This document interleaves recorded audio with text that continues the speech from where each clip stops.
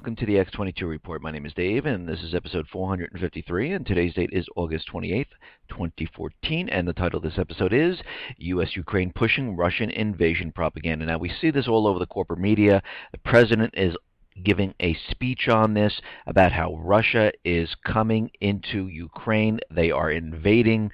We are getting ready for World War III. And what we're seeing is a lot of propaganda out there, and we've seen this time and time again where Ukraine continually pushes this propaganda. And what we're seeing is a build-up to World War III. They're continually provoking. They need to demonize Russia. They need to show that they're coming in there. And believe me, if Russia was coming into Ukraine, you would really know it. Ukraine would not stand a chance whatsoever. Ukraine would be flattened, and Russian forces would be all over that place.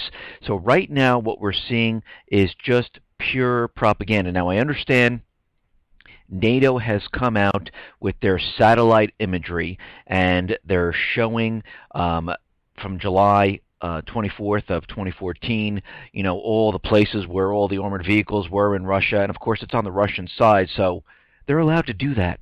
Just like the U.S. has military assets inside the United States. So Mexico could take satellite imagery of all the military assets on the border of the United States, but guess what? They're allowed to do that. But what we're seeing is some of the satellite imagery from Digital Globe. By the way, this is a secondary source where they're receiving this information. It seems like the time and date stamp is not in the lower right-hand corner like it is on the other digital images. They seem to disappear, and they pasted on their own date and time stamp onto these images. Now, I've been trying to get onto the website for these satellite pictures, Digital Globe, and what's very interesting is that the website is completely down and it won't come up. And it's been down all day long since these images have been out there.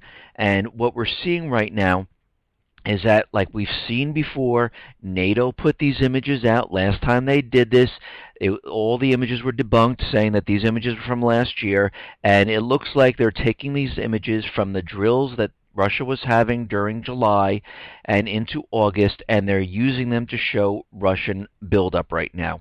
And we can see they're pushing this agenda as hard as they possibly can, because look what we have going on right now. We have, in the Pacific, we have the United States provoking China by flying planes right up to the Chinese border, making sure they launch their planes so they can say, look, they're coming, they're flying erratically around the United States planes, and they're continually provoking. We see in Ukraine right now the propaganda coming out of there, provoking Russia and pushing and broadcasting it to the world that Russia is ready to invade, they're ready for war. And then we have the Middle East, where the president is getting ready and planning to bomb Syria.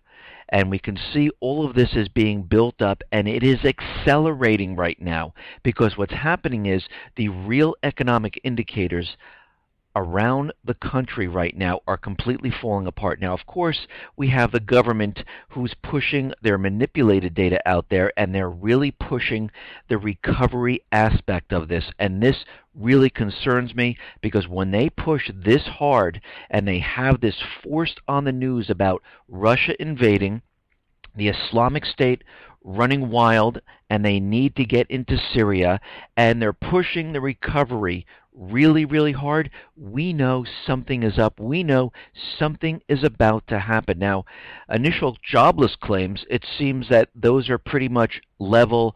Nothing has happened there, but the continuing claims for jobs increased about 25,000 on the week and missed expectations.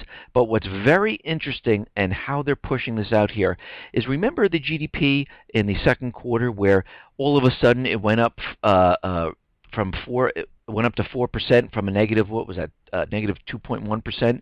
Well, now they revised it, and they said it's even higher. Now it's up to 4.2%. They are really, really pushing this recovery. They want to make sure that everyone realizes that the stock market up, it's way up, way up. The S&P has finally hit 2,000 points, and the GDP for the second quarter is at 4.2%. Now, does this really sound realistic to anybody?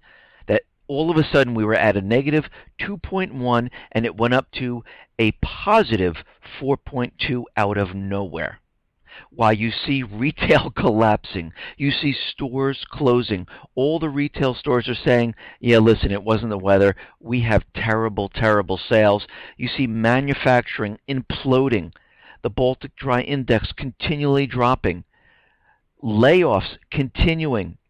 So I don't understand where they're getting this. Well, I kind of do. They're manipulating everything because they want us to believe when this collapse comes, they want everyone to know it wasn't them. We had a recovery, and Russia, Syria, the Islamic State, hit the United States and brought the economy to its knees. Now, that's going to be their cover story, but don't forget that the economy is still collapsing even though they have a cover story. Things are still going to get very, very tough out there. The value of the dollar is going to decrease. People are going to have a hard time. We're going to see a huge amount of layoffs, and it's not going to look very good for those people who are not prepared. And what we're seeing right now is they've come out with the pending home sales, and they're all out there saying that sales are up. It looks fantastic, but when you really look at the data and you really look at everything, pending home sales fell 2.7% year over year, making this the 10th month of falling year over year sales. We had a bump up of the monthly pending sales, and guess where the sales were? In the million plus homes. Everything else was down. So we can see they are pushing as hard as they possibly can to convince you housing is in recovery. GDP is incredible. We're in a recovery. S&P hit 2,000. Stock market way up. We're in a recovery. The only thing that can go wrong is if some other country hits us and destroys our economy. That's pretty much what they're saying. And what we're seeing is that this housing bubble that we're seeing right now echoes what happened in 2008 and before, leading up to 2008 and the crash. And what we're seeing is home prices, as measured by Case-Shiller Price Index, it has taken roughly the same time span to inflate and reach a top as the first housing bubble from January 2004 to its peak 2+ years later. The echo bubble has topped out at about 50% of the decline from the primary bubble top to the trough in 2012. The distorted fundamentals of the echo bubble are revealed in mortgage-to-debt wages. The echo bubble is popping. If you look, the housing sales lead price by about 6 months. Sales started falling in late 2005, and prices rolled over in the mid-2006. Housing sales rolled over in December of 2013, and sure enough, prices are starting to weaken in many markets, and they are starting to fall. So we're seeing the same thing that happened back in 2006, where everything started to level off, and then we started seeing a decrease, and we went into 2007 with the housing market continually falling, and then finally we hit 2008. So we're seeing the same exact thing happen right now. Now, marginal buyers using 3% down payments from FHA, VA loans who wouldn't qualify for conventional mortgages, what's happening is the risk of marginal borrowers defaulting is high, and it's reflected in FHA's default rate.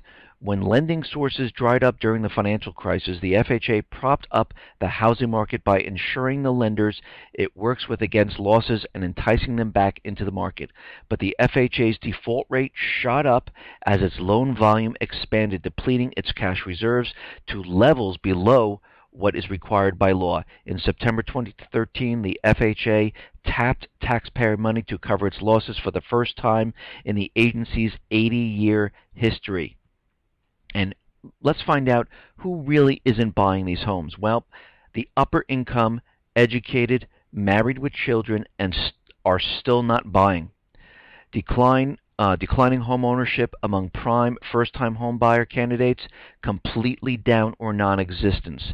What we are seeing is all cash buyers, generally from investors and from foreign people in foreign countries. That's what we are seeing. So what are we seeing right now, and what do we take away from this? Well, the Fed's zero interest rate policy, ZIRP, it's free money for financiers and foreign buyers seeking a safe haven for their hot money, and what's left of the supposedly normal housing recovery, not much. So we are seeing the exact, pretty much the same thing that happened in 2008. The difference is that this time they are handing out free money, having investment companies go in, purchasing cash. The everyday person is non-existent in the market. This is why we see mortgage applications continually declining. Yes, we've seen little bump ups here and there, but the trend is down, and the downtrend is reaching 68% at this time, and there is no stopping it. We are coming out of the summer months right now, and this is when things really start to look bad. And the Fed, the central bankers, the federal government, the central bankers, they realize this. They realize that the economy here and their manipulated numbers are completely on opposite sides of the globe right now, and they don't even make sense, and they realize that they need to do something. Now, in my past reports, I've mentioned this before, but I thought this was a very good time to bring this up once again. We have to remember those people who have cash in the banks, and we know about all the bail-in documents. We know what they're planning for. Even Fed Fisher was out there saying that, yes, they're going to go into people's savings and take their money to recapitalize the banks. I mean, that is pretty much a fact at this point. But what's interesting and what people really don't realize is do not keep anything in your safety deposit boxes if you have one, because the U.S. Department of Homeland Security has told banks in writing it may inspect safety deposit boxes without warrant and seize any gold, silver, guns, or any other valuables it finds inside those boxes.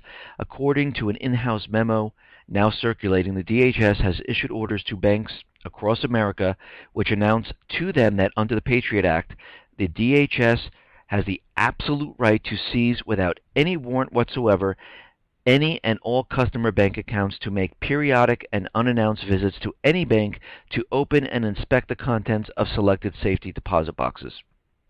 Further, DHS shall, at the discretion of the agent supervising the search, remove, photograph, or seize evidence, any of the following items: gold coins, firearms of any kind unless manufactured prior to 1878, documents such as passports or foreign banks account records, pornography, or any material that, in the opinion of the agent, shall be deemed to be of contraband nature. And let me just say this, because I know for a fact, for those people who might have older parents and they have their will in their safety deposit box, or they keep cash or other things in the safety deposit box, this is actually not a good idea, because the bank will put a freeze on it, especially if the will is in the safety deposit box. They will not allow you to get it out. I know from personal experience, this has happened before to me actually, and not my wife's parents. And we know for a fact that you cannot get things out of the safety deposit box. The will needs to be in a different area, because they'll lock down pretty much everything. And you'll have to go to court to get a court order to get all this out of there. Okay, now on with Ebola here. Now, it seems like the World Health Organization is out there, and they're saying that Ebola is a lot worse than they predicted, and they're saying that the amount of outbreaks could exceed 20,000 right now. And what's very interesting about all of this and about Ebola right now, and I'm looking into this, and I find that it's happening around all the nations where China is. And I mentioned this before, but what's been happening is the economies in this region are starting to fall apart. Now, I know the United States has been trying to get into Nigeria, trying to get into many of these other countries with troops, and it hasn't been going well. And it seems like Ebola in this area is doing what they couldn't do, and it's bringing the economies to its knees. Ebola breakout is causing enormous damage to West African economies and draining budgetary resources. In fact, the damage from Ebola to Africa is already so acute, it is expected that economic growth in the region will plunge by up to 4% as foreign businessmen leave and projects are canceled. And of course, this is what the United States central bankers want. They want the Chinese. They want all this to come to an end. They don't want them building up their infrastructure. They don't want their influence in there. They rather have the economies fail. Revenues are down, foreign exchange levels are down, markets are not functioning, airlines are not coming in, projects are being canceled, business people have left. This is very damaging. The numbers I've had vary from 1% to 4% of GDP. That is a lot in a country with a GDP of about $6 billion. So we can see right now in many of these countries down there, it's starting to really fall apart. Russia is out there saying from all these bans and all the sanctions and the food bans they placed on Europe, they're really not seeing a price increase on their food. They're watching it very closely to make sure that food prices don't soar. And of course, they're making deals with other countries to bring in the same exact products to make up the difference here. And it seems to be working at this time. Now, Russia is out there and they're basically telling the European Union and the United States, listen, if you drop the sanctions, we will stop and we will not file the complaints with the World Trade Organization, and we can just, go about our business. And I don't think this is going to happen. I don't think the U.S., the EU are going to stop the sanctions. Actually, the U.S. and the EU are increasing sanctions. They're getting together right now. Obama mentioned it, saying Russia now is going to get even more sanctions on them. And we can see what's happening here. This whole sanction thing is about provoking Russia to do more and more. So far they've done the ban on foods. They've already said they're getting ready to sanction maybe automobiles and that type of thing. Now the U.S., the EU, they're getting together, they're meeting, and they're looking at new sanctions on Russia. And we can see we are in an economic war. The United States, the EU, the central bankers are in an economic war with Russia. And you know what happens? An economic war turns into a real war, and this is where we are headed right now. Now, it seems like the protests in Kiev are really starting to rise up. People are protesting in the street. Hundreds of people have gathered in front of the Ukrainian Defense Ministry in Kiev demanding resignation of Poroshenko and the defense minister over the poor handling of the military operations in the southeast. The protesters also insisted on the resignation of Defense Minister Valery Galetly. Hopefully I pronounced that right, probably not, and all other top commanders of Kiev. And people, once you push people to the breaking point where the economy is collapsing, their currency is collapsing, the draft where people are being taken away and put into these anti-terrorism forces, the gas is cut off, winter's coming, you're going to see more and more of these protests. It seems like Kiev cannot keep it together at this point, and they're having a very tough time. A lot of things are going wrong. And of course, we came out with the propaganda today that Russia is invading, Russia's invading, and there's many satellite imagery photos out there from, of course, NATO, which again have lied to us once before. We've also seen lies from Ukraine, going all the way back from the coup d'etat and going forward. And I see Digital Globe is finally back up and running, and I like to see if I can get those satellite images with the exact date, because NATO seems to manipulate the imagery and stuff and put their stamps of all what they want everyone to see. And again, we're seeing a blurred copy of these pictures. You don't really know what all of this is, but I'm going to tell you what's very interesting is that the OSCE, Andrei Kellen, has given a firm response to the allegations that Russia has troops and has tanks and other military assets coming into the country, and he has said there is no Russian involvement spotted anywhere of soldiers or equipment.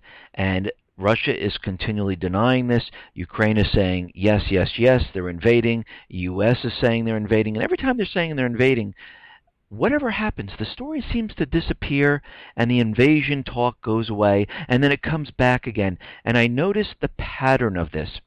Whenever Kiev is losing, and of course the Donetsk people have been really pushing Kiev back, the Ukrainian people do not have the heart to fight. They've been losing the battle, and as soon as the talks were over down in Minsk, what has happened? All of a sudden Russia was invading, and of course Yatsenyuk was out there saying that these talks were absolutely fruitless. There's no way we're going to cooperate with Russia. We're going with NATO and Europe and the U.S., and we will do what they tell us to do. Of course, they're the bankers. They're the ones paying you. Of course you're going to listen to them. And of course Russia is out there saying all the information coming out of Ukraine about all the military assets that they see is a complete hoax. They do not have those military assets there whatsoever. They're out there, and we even see in England a lot of stories about how they're spotting the T-72 tank rolling in, and of course Russia still uses this tank. But what's very interesting, and I mentioned this in reports about a couple weeks ago, around August 2nd date, because that's when it was first reported, Hungary sold 58 T-72 tanks to Ukraine. So if they see these tanks, it's just very interesting that they need these tanks because Ukraine does not use this tank. So they bought this tank from Hungary, about 58, and now they're parading them around saying it's Russia.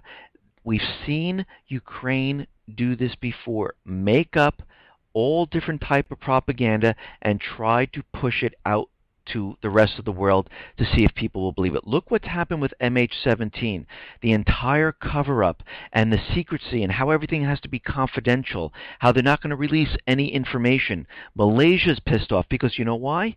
They're the ones who did it, and they're trying to cover it up, and they're pushing this agenda, and we see the riots building up in Ukraine. We see the people very unhappy. We see the United States, Ukraine have not gotten their way. They're losing the battle. The rebels, the southeastern people, have been winning and continually pushing the anti-terrorism forces back, and they're getting desperate at this point. And the United States realizes they need to start some type of war. They need Russia to make a move, and they are waiting. But Russia's looking at Ukraine going, actually, we don't have to do anything because they're just collapsing. They have so much debt. Things are not going well. The people are taking care of business there, wanting the resignation of Poroshenko, and it really is starting to fall apart.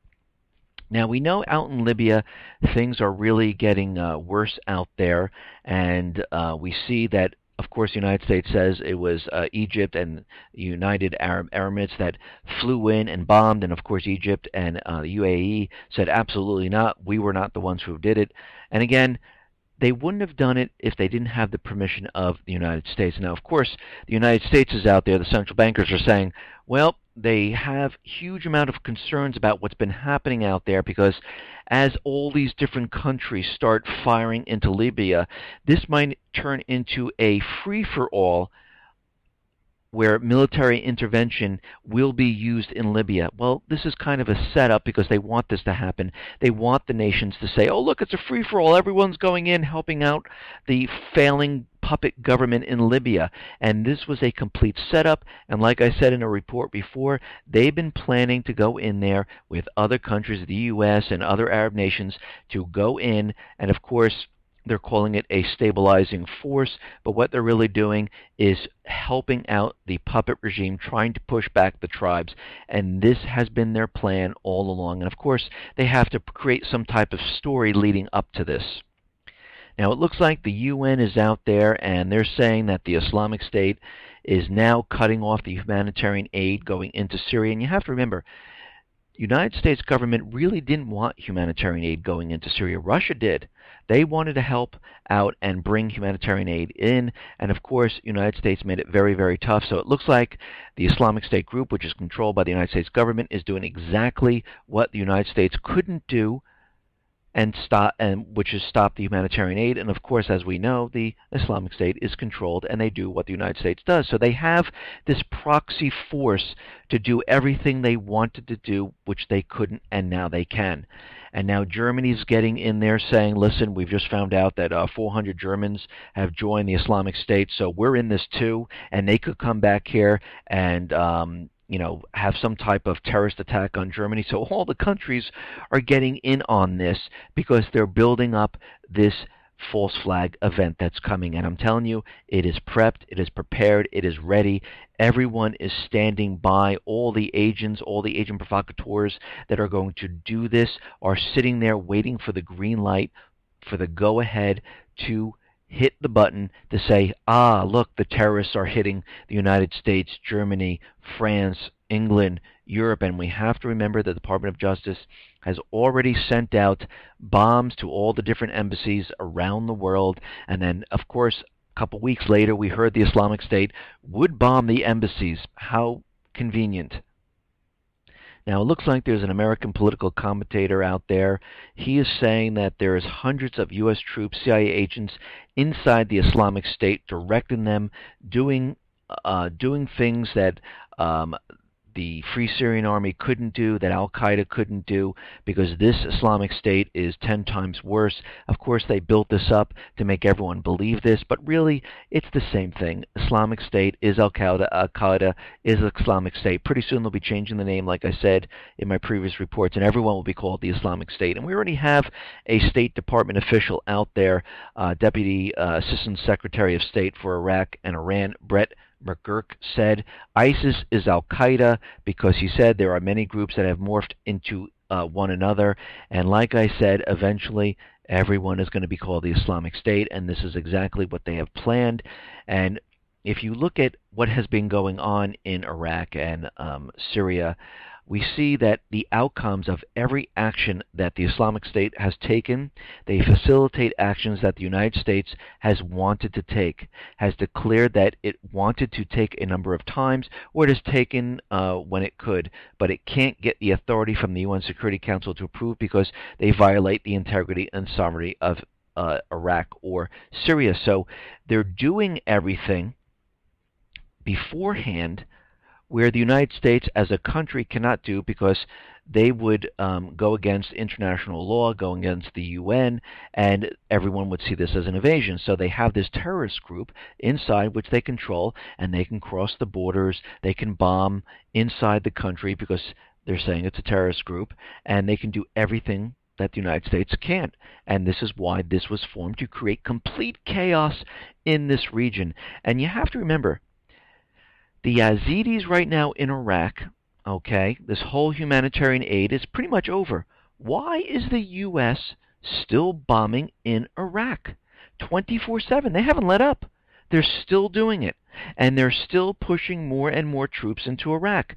The mission creep is on. They are preparing. Now, it looks like this whole Russian cyber attack on J.P. Morgan kind of spread to another 4 banks, and they're saying that Russia has their tentacles inside these banks. They don't know what has been accessed. They don't know what has been breached. And they're saying that, this could be very, very dangerous going forward because as we place more sanctions on Russia, we don't know what they're capable of. Now, the reason why this is all coming out and they're spreading the story and keeping it alive is to convince us that Russia is going to bring down the economy. I mean, I'm convinced right now where they're going with all this is that Russia will bring down the economy. The Islamic State will allow us to get into Syria once we have this event because, of course, Obama is out there and he is saying that Assad is not the president of Syria. He's not legitimate, even though the people inside Syria voted for him, and people from other countries in Lebanon, Libya, all ran to the polls to vote for him. They're saying that he's not the legitimate leader. And he says he doesn't have any problems going into Syria because, there's a war going on, and where the Islamic State is, Syria, it really doesn't control that area, so it's really not part of them. Well, yeah, it is. Even though it's going on, they're fighting a battle. And again, do you really think that that's where they're actually going? They're going to be bombing just that little area? No. They're going to use this to bomb further up and push the Islamic State up into the country, and this is exactly their plan. Their goal is still the same, to get into Syria remove Assad, capture the natural resources, put it on the US dollar, and eventually go into Iran. But there's a problem, and we all know what that problem is. It's Russia and China, and they don't really care. If there's war, all the better. They can all of a sudden say, Russia just hit the financial institution. This is why the stock market has a kill switch. The S&P has a kill switch. The BAT system has a kill switch because they want to stop it at a certain point. They want to knock out everything. The bail-in documents are set. We are headed toward that direction right now. We need to get ready. If you haven't started, you better ramp up what you're doing right now because they are accelerating absolutely everything. Now, it looks like more terror warnings are coming out, and this is from Al-Qaeda now, which is combined with the Islamic State, really. They're saying that lone wolf terrorists in the United States are being urged by an Al-Qaeda publication to car bomb tourist spots in New York, Las Vegas, and other targets. The suggested list of targets for individual attackers includes New York Times Square, casinos and nightclubs in Las Vegas, as well as the Georgia Military College, U.S. Air Force Academy in Colorado Springs, General Atomics Defense Contractor in San Diego, and the article also urges terrorists to set their sights on American oil tankers and trains. So they're looking to have a full-out, multi-pronged event, and I've been saying this for quite a while, and I feel like we're headed right down that path right now, and they are prepped and ready to flip the switch and say go. It looks like we're going to have physical attacks around the United States, and these are going to happen all at once. I think they're going to pretty much hit a major city and then hit a couple others with other type of terrorist acts. Eventually what's going to happen, we're going to move into Syria, and they're going to say it's the Islamic State, and we need to get into Syria to stop the Islamic State, or we could see more terrorist attacks. And of course this brings up an important point. All the spying and all the protection of DHS and everything else was completely meaningless because it didn't work. So all these years of you being pat down, spied upon, did absolutely nothing. And we all know it really didn't. And then they're going to say, Russia is now helping Assad, and we can see that we have to fight Russia now, and Russia then is going to launch this cyber attack on the financial institutions, which of course is a false flag. They already have this prep with malware inside all the banks, the NASDAQ, stock exchange, and BATS, and this is why we see a lot of breaks in the system lately. There's been a lot of them, mostly because of tests, or the systems can't function with this malware that's sitting dormant on the systems, and eventually they'll throw the switch and they'll say, Russia just attacked us. Most likely this will happen on a holiday weekend, on a Friday, so they can shut the banking system down. At this point, it will be too late to get your money out. We are done. Once you hear one bank go down, either run as fast as you possibly can, or if the physical attacks happen, if you haven't gotten your money out, my personal opinion, get it out of the banks. And what we're going to see is a catastrophic failure. The bail-in documents will be brought in, and to put the icing on the cake here, what they're going to do is then black out a couple of cities to make it look really, really good that Russia has full control of the financial sector, Russia has full control of our power infrastructure, and we need to go to war. They need the people angry, they need the people pissed off, they need the people ready to go and beg for war. Because if you look at the United States government central bankers, they sit back and they say, no, we're not going to do this, no, we're not going to do that, no, we want... This is all pretend illusion talk. It's lip service because they want you, the people, to beg for war. And we have to say, absolutely not. We know it's you. We are not sending our children. We are not sending our brothers and sisters. If you would like to go to war, here's the equipment. Here's the helicopter that will bring you over. You can go with the rest of the other people that are voting for war. You'll be on the front lines. Let us know how this is going. And this is how we can do it. Because if you can't be on the front lines with the people of the U.S., there is no use. We don't need you. And we don't need to go to war for the bankers, for any other nation or anything like this, when we know for a fact that it was the central bankers, U.S. government, that created this, that caused this, that was set this entire thing up. Listen, everyone, thanks a lot for listening. Be well, be safe, and especially be prepared. Thanks a lot.